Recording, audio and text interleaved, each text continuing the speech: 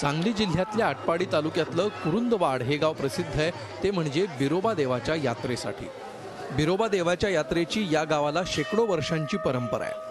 चैत्र पौर्णिमेनंतर या यात्रेला सुरुवात होते।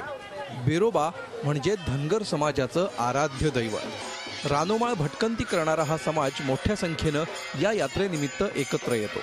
केवळ महाराष्ट्रातूनच नाही तर शेजारच्या कर्नाटक राज्यातलेही हजारो भाविक या यात्रेत सहभागी होतात। या कार्यक्रमाचा उद्देश असा की ही कला धनगर समाजाची जे गजनृत्य कला आहे ही जतन झाली पाहिजे, ही कला जपली पाहिजे, संस्कृती टिकली पाहिजे, यासाठी या ठिकाणी हा एकत्रित स्नेह मेळावा आयोजित केला जातो। या यात्रेचं प्रमुख आकर्षण असतं ते म्हणजे छबिना, कुस्त्या, ओव्या आणि पारंपरिक धनगरी गजनृत्य। शिक्षणाचा अभाव असल्यानं ओव्यांच्या माध्यमातून मौखिक रूपात धनगर समाजानं आपलं वाङ्मय साहित्य आजवर जतन करून ठेवलंय।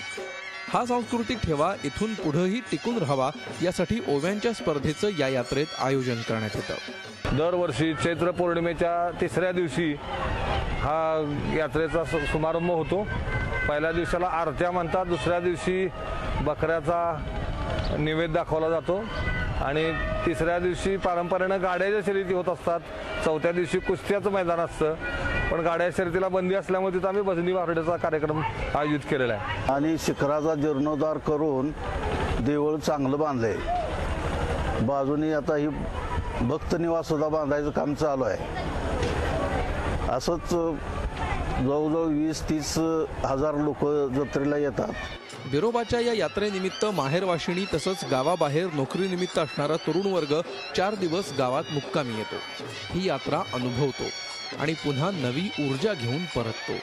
तो पुढच्या वर्षाच्या यात्रेची आस घेऊनच। रवींद्र कांबळे, झी मीडिया, सांगली।